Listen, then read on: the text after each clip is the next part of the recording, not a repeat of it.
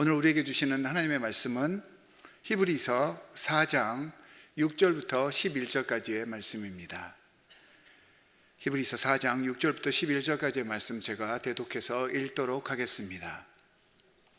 그러므로 어떤 사람들에게는 안식에 들어갈 기회가 아직 남아 있습니다. 그런데 기쁜 소식을 먼저 들은 사람들이 순종하지 않았으므로 들어갈 수 없었습니다.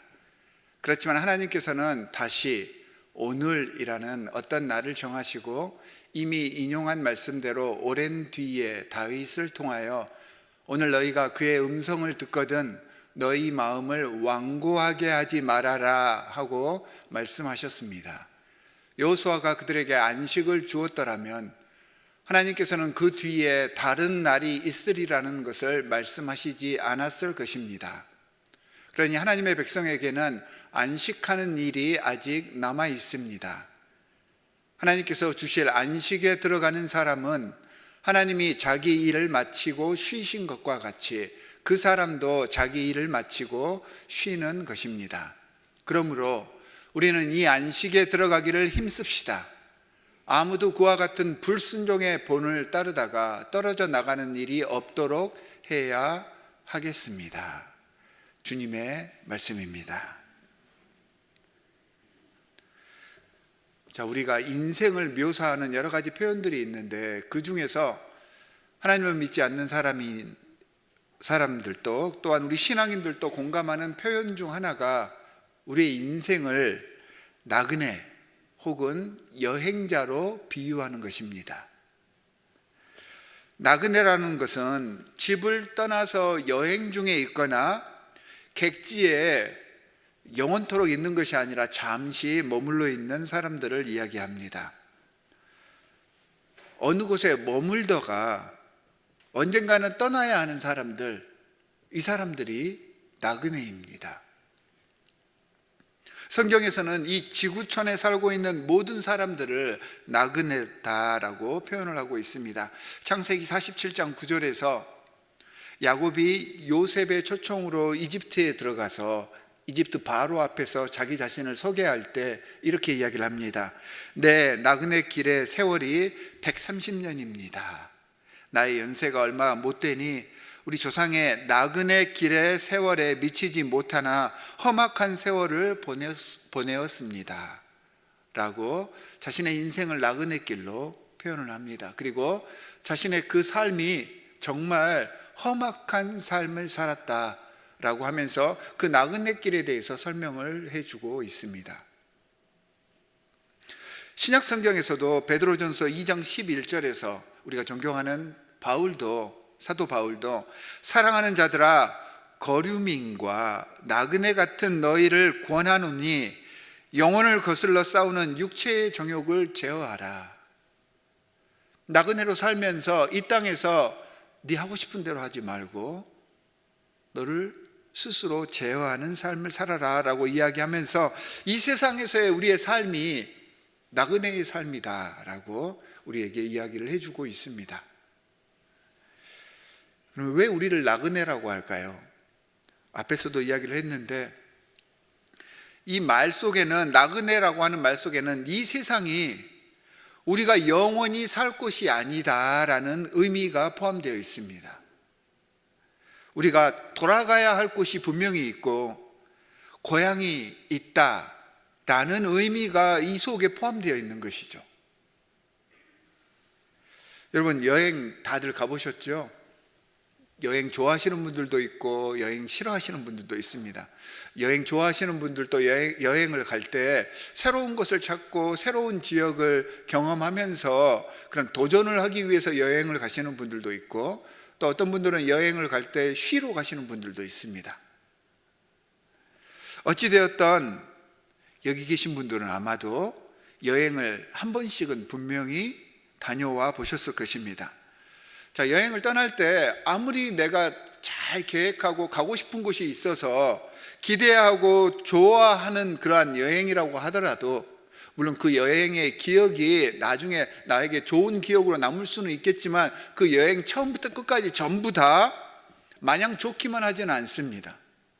그게 여행의 특징이죠. 왜 좋기만 하지 않냐 하면, 여행이라고 하는 것은 여행 자체가 낯설고 불안한 것들을 경험하는 것이고요, 불편함을 내가 받아들이고 인내하는 과정이기 때문입니다. 물론 아까도 여행 갈 때 쉴 목적으로 가시는 분들도 있다고 그랬잖아요. 그런데 여러분, 여행 가서 쉬는 게 더 편합니까? 집에서 쉬는 게 편합니까?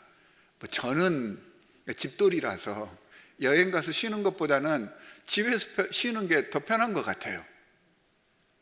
왜냐하면 걱정할 필요가 없고 낯설지 않기 때문입니다. 그곳에서 거류민이 되어서 산다고 하더라도 오랜 동안 그 낯설음을 이렇게 익숙해져서 이렇게 그쪽에서 거류민으로 산다고 하더라도 사실 나그네의 인생은 긴장의 연속입니다. 레지던트가 되었어도 마음 편하지 않습니다. 그걸 누구보다 잘 아는 분들이 이민자들이죠.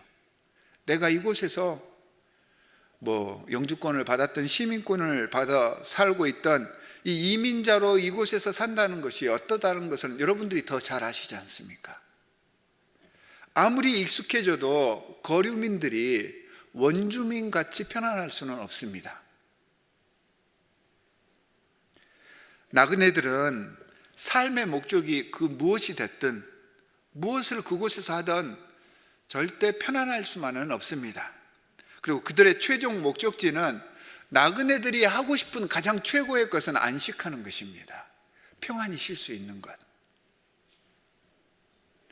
평강, 평화, 안식, 이러한 단어들은 우리가 행복이라는 것을 떠올릴 때 항상 같이 동반되는 단어들입니다. 성경에서는 그래서 이 안식이라는 단어가 180회 이상이 나옵니다. 보통 성경에서 이야기하는 안식은요, 율법에서 제정해 놓은 안식일을 의미할 때 가장 많이 이 안식이라는 단어가 사용됩니다. 하지만 오늘 본문에서와처럼 이 히브리서에서는 그런 율법적인 안식일을 의미하는 그런 안식이 아니라 세상 말, 제일 끝날 종말론적인 우리가 바라봐야 할 그런 소망의 의미로 오늘 말씀에서는 안식을 사용하고 있습니다. 사람들은 종말론적인 안식, 마지막 때의 안식을 생각하면 대부분 죽어서 휴식을 취하는 것, 이렇게 그 안식을 이해를 합니다. 쉽게 표현하면 안식을 영원히 쉬는 죽음으로 인식을 한다는 것이죠. 하지만 성경에서 말하는 안식의 진정한 의미는 단순히 움직임이 중단된, 활동이 중단된 죽음과 같은 상태를 이야기하지 않습니다. 오히려 이 세상에서보다 더욱더 적극적이고요, 능동적이고 새로운, 그리고 선한 일들을 새롭게 시작하는 활동으로 들어가는 것, 이렇게 안식을 이해를 하고 있습니다. 시편 56편 13절에서 다윗은 주님께서 내 생명을 죽음에서 건져주시고 내가 생명의 빛을 받으면서 하나님 앞에서 거닐 수 있게 내 발을 지켜주셨습니다 라고 안식을 정의합니다. 구약시대에는 우리가 잘 알다시피 구약시대 사람들은 죽음 이후의 삶이라든가 영생에 대한 개념이 없었습니다. 그럼에도 불구하고 다윗은 지금 자신에게 생명을 주신, 새로운 생명을 주신 그 하나님 앞에서 죽음 이후에 하나님과 함께 거닐 수 있게 내 발을 지켜주셨다라고 표현을 하고 있습니다.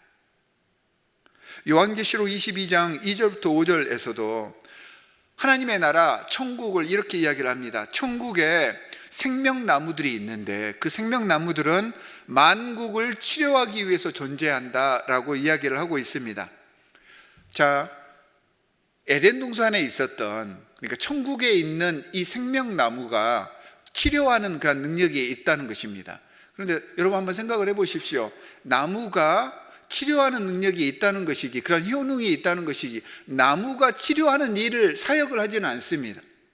치료하는 일을 하는 사람들은 그 하나님 나라에 거한 하나님의 백성들이 그 나무를 취해서 치료하는 사역을 하는 것입니다. 그리고 그곳에서 세세토록 왕노릇 하리라 라고 성경 말씀은 이야기를 하고 있습니다. 우리가 돌아갈 본향에서의 안식은요, 그래서 영원한 죽음, 영원한 휴식을 의미하는 것이 아닙니다. 주님과 함께 거닐고 동행하면서 주님께서 우리에게 허락해 주신 그 치료의 사역을 생명나무와 함께 하는 것이고요, 그리고 세세토록 우리 주님과 함께 왕노릇 하는 것이 하늘나라에 사는 일입니다. 이게 성경에서 이야기하는 진정한 안식의 의미입니다. 어찌되었든 이 하나님 나라에 가기 전 본향이 아닌 이 땅에서는 안식을 할 수가 없습니다. 왜일까요? 내 집이 아니기 때문에 그렇습니다. 불편합니다. 우리의 인생이 나그네의 인생이다 라고 하는 것을 깨닫는 것, 이거 굉장히 중요한 의미를 갖습니다. 지금 내가 살고 있는 이곳이 영원히 거할 곳이 아니다 라고 하는 것을 깨닫게 되면요, 그걸 깨달은 사람의 인생의 목적과 인생의 삶의 방식이 달라질 수밖에 없습니다. 자, 나그네들, 이 땅을 살아가는 나그네들에는 두 가지 부류가 있습니다. 하나는 어디로부터 와서 어디로 향하는지를 모르는 목적지가 없는 나그네들입니다. 우리가 사랑하는 시인 박목월 나그네라는 시에서 구름에 달 가듯 가는 나그네라고 인생을 묘사를 했습니다. 강나루 건너서 밀밭길을 구름에 달 가듯이 가는 나그네, 길은 외줄기 남도 300리 술 익는 마을마다 타는 저녁널, 구름에 달 가듯이 가는 나그네. 박목을 시인이 말하는 그 나그네, 그리고 우리가 잘 아는 그 유행가 있죠. 오래된 유행가인데, 인생은 나그네 길 어디서 왔다가 어디로 가는지라고 말하는, 여기서 이야기하는 그 나그네는 정처 없이 떠도는 나그네를 이야기를 합니다.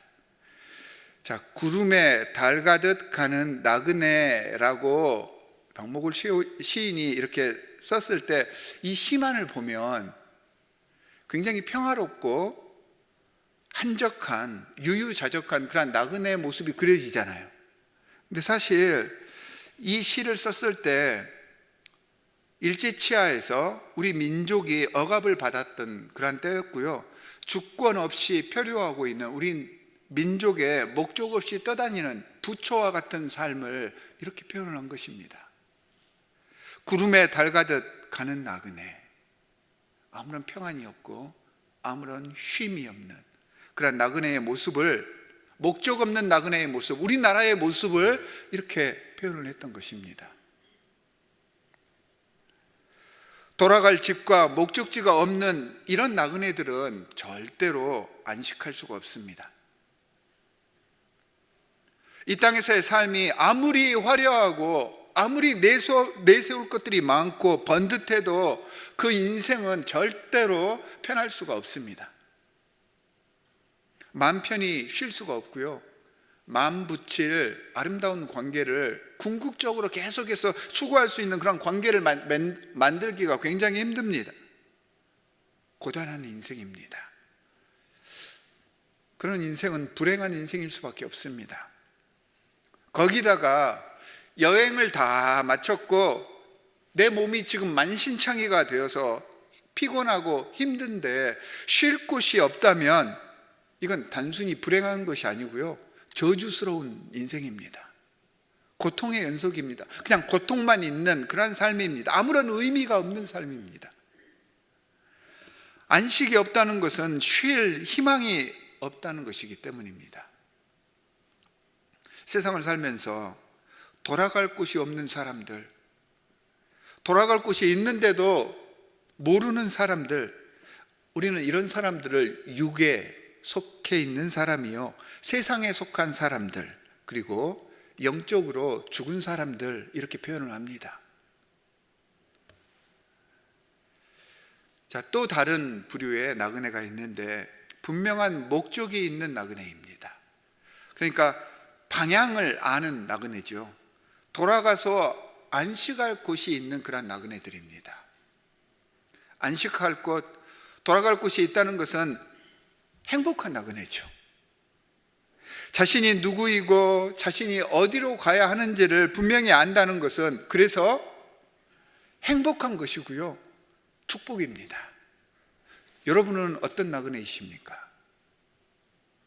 불행한 나그네이십니까? 아니면 행복한 나그네이십니까? 오늘 본문에 앞서서 히브리서 4장 1절에서는 두려워하라라고 4장 말씀을 시작을 합니다. 그러니까 무엇에 대해서 두려워하냐라고 하는 것은 약속의 땅에 들어가지 못한 것에 대해서 두려워하라는 것입니다. 여러분, 여기서 말하는 두려워하라는 말은요, 그냥 머리로 그냥 두려울 것 같다, 이렇게 추상적인 두려움을 이야기하는 것이 아닙니다. 여러분, 정말 두려운 상황을 경험하게 되었을 때 온몸이 떨리잖아요. 마음속이 번민하고 아프고 고통스럽잖아요. 그 두려움을 느끼라는 것입니다. 돌아갈 본향이 없다는 것, 이건 두려움이어야 합니다. 약속의 땅이 있는데도, 하나님께서 그 땅으로 지금 인도해 주고 계시는데도 믿지 않고 따르지 않아서 출애굽 때 출애굽했던 이스라엘 1세대 민족들이 그 약속의 땅에 들어가지를 못합니다. 광야에서 유리하기는 했지만 약속의 땅에 그 1세대들은 한 명도 들어가지를 못합니다. 여호수아와 2명을 빼놓고. 이 하나님 나라에 들어가지 못할 것을 두려워하라는 것입니다. 주님과 하나님의 나라를 받아들이지 못해서 주님께서 이미 준비해 주신 그 안식과 평강을 포기하고 그저 나그네로 세상 속에서 유리하고 방황하다가 사라져버릴 것에 대해서 두려워하라는 것입니다. 자, 안식에 거할 수 있는 비결이 있는데, 이러한 비결들을 기쁜 소식을 통하여서 우리에게 전해주셨다고 했습니다. 말씀을 통해 우리에게 이 비결들을 알려주십니다. 하나님 나라에 대한 소망을 갖게 하셨고, 이 소망을 받아들이고 믿기만 하면 지치고 방황하던 우리의 전 인격적인 내 존재가, 그리고 이 땅에서의 삶이 평안할 수 있음을 분명하게 선포를 해 주셨습니다. 여러분, 성경 창세기에서부터 요한계시록까지 계속해서 강조하고 우리에게 알려주시는 말씀이 이것입니다. 우리가 TV를 보면 계속해서 광고가 나오잖아요. 좋은 제품을 선전하듯이 성경을 통하여서 하나님의 나라에 대해서, 하나님 나라, 하나님과 함께하는 그곳에 대해서 계속해서 광고를 해주시면서 우리를 이 땅에서 하나님 나라를 소개를 해주시는데, 그리고 이 광고 말씀을 받아들이는데 마음을 완고하게 하지 말라, 강팍하게 하지 말라, 네 고집대로 모든 것들을 해석하려고 하지 말라라고 끊임없이 이야기를 해주시는데, 신앙인이라고 하면서도 가끔씩 정말 그런 것이 있을까? 내가 왜 이 땅을 살아가고 있지? 이런 문제로 씨름하고 고통스러워합니다. 여러분, 이 본문이 쓰여졌을 때의 상황을 한번 생각해 보십시오. 신앙을 지켜가기가 매우 힘들던 시대였습니다. 박해 시대이죠. 생명의 위협을 받기도 하고 세상으로부터 오는, 그러니까 하나님으로부터 우리를 멀어지게 하는 여러 가지 유혹들에 의해서 예수 그리스도에 대한 신앙을 쉽게 포기해 버릴 수 있었던 그러한 때였습니다. 여러분, 신앙이 우리 삶과 동떨어질 수 있습니까? 그렇지 못하죠. 신앙은 우리 삶의 일부입니다. 이 말은 무슨 말이냐면, 내 삶에 힘든 시기가 오면 신앙도 힘들어진다는 것입니다. 그렇게 힘들어하고 있는 하나님 나라 공동체 식구들을 위로하고 격려하기 위해서 쓰여진 책이 히브리서입니다. 여러분, 물질적으로나 경제적으로 지금 현대 우리가 사는 이 시대가 과거보다 더 낫다고는 하지만 사실은 고통에 대한 체감 온도는요, 각 시대 각 사람들이 똑같이 느낍니다. 종류나 정도는 서로 다르게 다가갈지 모르지만 지금 내가 느끼고 있는 어려움이나 그 당시 과거에 느꼈던 어려움이나 다 똑같이 느끼는 고통들입니다. 자, 현대 사회의 모습을 한번 보십시오. 현대 사회는 뿔뿔이 흩어지는 사회입니다. 그리고 개인주의적인 성향이 강화되어서 서로 돕고 서로 의지하는 그런 시대와는 조금 거리가 있는 사회입니다. 그래서 사람들이 자기만 살핍니다. 나랑 관계되어 있는 최측근의 사람들하고만 관계를 하려고 하는 그러한 시대입니다. 그래서 세상 살아가기가 힘듭니다.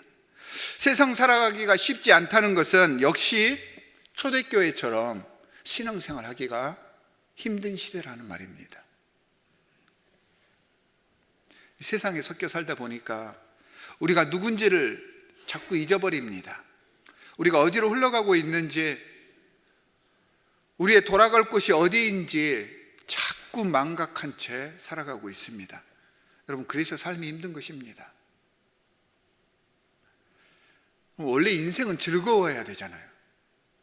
즐겁고 행복한 것이 우리 인생이어야 되는데, 하나님께서 우리에게 생명을 주신 이유가 행복하고 즐겁고 잘 살라고 주셨는데 자꾸 힘들고 고달프다고 느끼는 것은 돌아갈 곳을 생각하고 있지 않기 때문입니다. 사람들이 자꾸 이 땅에 몰두해서 머리를 쳐박고 땅의 것만 바라보고 살다 보니까, 여러분, 하루에 하늘 몇 번씩 보십니까? 하늘을 볼 시간이 없는 것입니다. 하나님의 말씀에 대해서 관심을 잃어가게 되는 것입니다. 우리가 잘 알고 있는 독일의 염세주의 철학자 쇼펜하우어, 그 쇼펜하우어가 우리가 똑같은 고민을 했었습니다. 하루는 그가 이 고민을 하면서 공원 벤치에 앉아 있었습니다. 아침부터 앉아 있어서 저녁 늦게까지 그 공원에 앉아 있다 보니까 그 공원을 청소하던 청소부 아저씨가 그 곁을 지나다가, 여보시오, 신사 양반, 도대체 당신은 어디에서 와서 어디로 가기에 아직도 그 자리에 계십니까? 자, 날이 어둡기 전에 얼른 일어나서 집으로 돌아가십시오 라고 이야기를 했습니다. 그러자 쇼펜하우어가 대답한 내용이, 그렇네요. 그런데 그게 지금 제 문제입니다. 내가 지금 어디서 와서 어디로 가야 하는지를 몰라서 지금 이렇게 고민하고 있습니다 라고 대답을 했습니다. 그리고 그는 끝내 죽기까지 이 문제를 해결하지 못했습니다. 그래서 그의 삶 전체가 염세주의자, 패시미스트로서의 삶을 살게 되었고, 그 철학의 근간이 되었던 것입니다. 그런데 똑같은 질문을 하고 똑같은 고민을 했던 러시아의 문호 톨스토이는요, 이 질문에 대한 해답을 얻기 위해서 자기 주위에 있는 모든 그 문학가들, 철학가들, 당대에 내놓으라 하는 사람들과 같이 계속해서 토론하고 여기에 대해서 묵상을 했었습니다. 근데 아무리 같이 모여서 이야기를 해도 여기에 대한 해답을 구할 수가 없는 것입니다. 그러던 중 하루는 자기 어렸을 때 친구인 농부와 함께 이야기를 하다가 자기 고민을 아무런 기대도 하지 않고 이야기를 했겠죠. 그러자 그 이야기를 듣자마자 그 친구인 농부가 이 이야기를 합니다. 이 사람아, 사람이 어떻게 그걸 알 수 있겠냐? 하나님께 맡겨라. 그리고 이 간단한 한마디가 톨스토이의 어두웠던 모든 마음을 밝혀주었습니다. 우리 문제를 우리 스스로가 해결할 수 없고 답을 찾을 수가 없으니까 초월하시는 분, 초월하신 존재인 하나님을 바라볼 수 있어야 한다라는 말이었음을 깨닫게 됩니다. 이 말을 통해서 톨스토이는 완전히 다른 사람이 됩니다. 사고와 생각이 바뀌고요, 다시 한번 born again 크리스천이 됩니다. 그리고 이 이후의 작품에서 이 부활과 같은 최고의 명작을 저술하기도 했습니다. 인간의 어떤 지식도 어떤 철학도 인생이 어디로부터 왔다 어디로 가는지 명확한 해답을 제시해 줄 수 없습니다. 그러나 하나님의 말씀은 인생이 무엇이고 내가 어디서 와서 어디로 가는 인생인가에 대한 분명한 답을 제시해 줍니다. 안식할 수 있는 곳, 쉴 수 있는 곳, 가야 할 곳이 있다는 것을 확실하게 깨닫게 해줍니다. 여러분, 우리가 여행 중에 있더라도 마음의 여유가 있을 수 있는 이유는 그 힘든 여정 속에서, 우리 인생 속에서 중간중간 작은 짬들 속에서 행복을 느끼고 여유로움을 느낄 수 있는 것은 돌아갈 곳, 우리의 목적지인 안식할 곳이 있다는 믿음 때문에 그런 것입니다. 그렇기 때문에 우리의 작은 짬에서 우러나오는 행복과 여유들이 더 값어치가 있는 것입니다. 성경은 우리가 안식할 수 있는 돌아갈 곳이 있음을 분명하게 제시합니다. 그리고 모든 신앙의 선배들이 이 길을 갔고요, 앞으로도 하나님의 백성들이 하나님과 동행하면서 부담과 고통스러운 이 모든 이 세상에서의 삶 속에서도 중간중간에 평강을 누리고 여유함을 갖고 앞으로 나아갈 수 있게 될 것임을 선포하고 있습니다. 이게 히브리서 4장 9절에서 10절에서의 말씀인 것입니다. 여러분, 여행길에 여행자가 없으면 너무 힘이 듭니다. 안내자가 없으면, 만약에 안내자가 없으면 여행이 불가능해질 수도 있습니다. 여행길, 특히 내가 처음 가보는 길이라고 하면 이 안내자가 없었을 경우에는 아주 심각한 문제가 발생할 수도 있습니다. 내가 잘못된 곳으로 갈 수도 있고 위험한 지경으로 갈 수도 있잖아요. 그리고 가더라도 쓸데없는 시간이 낭비되고 정력이 소비가 되면서 내 인생의 위험에 맞닥뜨리게 되는 그런 결과를 가져올 수도 있습니다. 여행을 가게 되면 최소한의 정보라도 제공되거나 그렇게 해야 합니다. 그래서 그게 사람이 되었건 혹은 뭐 인터넷 매체가 되었건 우리가 여행을 갈 수 있도록 여행의 정보를 제공하는 모든 것들이 이 안내자인데, 자, 우리 인생이 여행자 나그네라고 했는데 우리의 인생 앞길에는 어떤 정보도 제공되어 있지 않습니다. 왜냐하면 인생의 앞길은 미래잖아요. 그래서 우리가 거기에 대해서 어떤 정보도 알 수가 없습니다. 그래서 굉장히 위태롭습니다. 자, 구약시대 출애굽 후에 이스라엘 백성들은 무엇을 어떻게 해야 할지를 몰랐습니다. 그래서 하나님께서 리더인 모세를, 그리고 모세의 뒤를 이어서 여호수아가 이들을 데리고 약속의 땅으로 들어갈 수 있도록 안내자를 허락해 주었습니다. 이 여호수아가 이스라엘을 안식에 이르겠다 했는데, 자, 여호수아가 이스라엘 백성들에게 준 안식은 이 땅에서의 안식이죠. 새로운 약속의 땅에 들어가는 것. 하지만 하나님께서는 이 영원한 확실한 안식을 7절 말씀에서 다윗을 통해 주신다고 했습니다. 다윗의 뿌리에서 나온 예수 그리스도를 상징하는, 예수 그리스도를 암시하는 글입니다. 자, 구약의 구원이 누구를 통해서? 여호수아를 통하여서 이루어졌는데, 이 여호수아는 그 이름이 신약에서 이게 이제 지저스, 예수님이라는 이름으로 쓰입니다. 똑같은 이름입니다. 안식을 가능하게 하는 표대가 되는 그 안내자가 이 여호수아, 신약에서는 그리고 지금까지 예수임을 중의적인 표현으로 예언을 하고 있는 말씀입니다.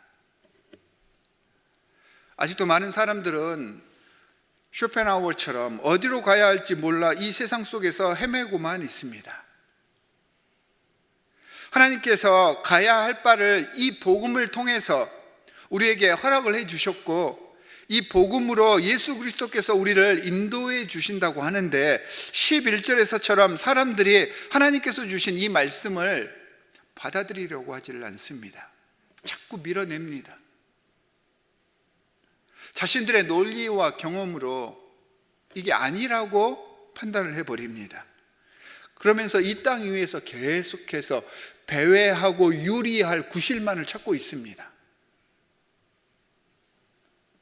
여러분, 예수, 이 이름은 절대 간단한 이름이 아닙니다. 우리 존재의 안식을 좌우하는 이름입니다. 생명을 좌우하는 이름입니다. 하나님이 세상을 이처럼 사랑하사 독생자를 주셨으니 이는 그를 믿는 자마다 멸망하지 않고 영생을 얻게 하려 하심이라. 이 복음의 말씀을 온몸으로 인정하여서 받아들이고 순종하십시오. 이 말씀이 4장 11절의 말씀입니다.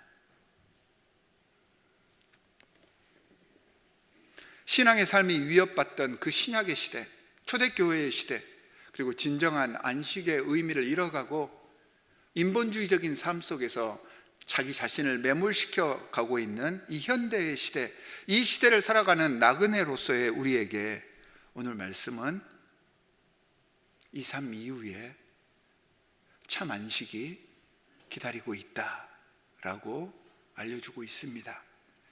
어디로 가야 하는지를 알고 있기 때문에 우리는 목적 있는 삶을 살아갈 수 있습니다. 우리를 위해서 기다리시고 또 이 힘든 여정 속에 우리와 동행하고 계시는 예수 그리스도를 느끼면서 긍정적이고 조금 더 적극적이고 주님과의 관계 속에서 이 모든 고통과 아픔을 기분 좋은 연단으로 생각해 나아갈 수 있도록 우리를 더욱 이 말씀이 돕고 있는 것입니다. 사랑하는 성도 여러분, 나그네이기 때문에 이 땅에서의 삶이 힘들 수밖에 없습니다. 고통스럽습니다. 매 순간마다 문제들이 나를 힘들게 합니다. 그래서 피곤하고 지칩니다.